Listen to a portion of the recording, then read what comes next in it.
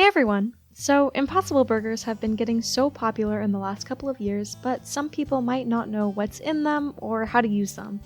Today, I'm going to be using Impossible meat in 3 different meals, one for each meal of the day, and letting you know what I think. So, Impossible meat comes just like this, and it is totally plant-based.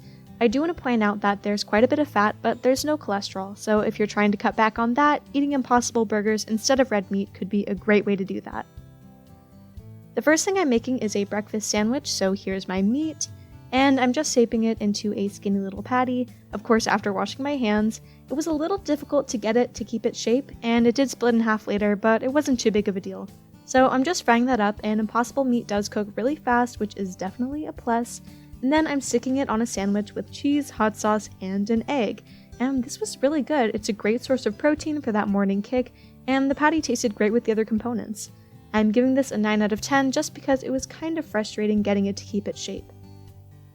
The next thing I'm making is just a basic burger, so I'm shaping it much bigger, and at this size it wasn't quite as difficult to work with, so I'm just frying that up. I love how fast it cooks, and sticking it on a bun with cheese, lettuce, and ketchup.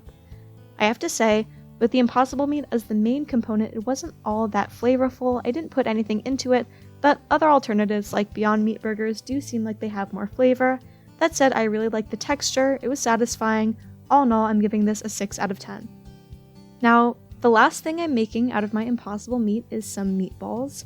So I'm just making a few little spheres out of it, and of course, I'm just gonna fry those up.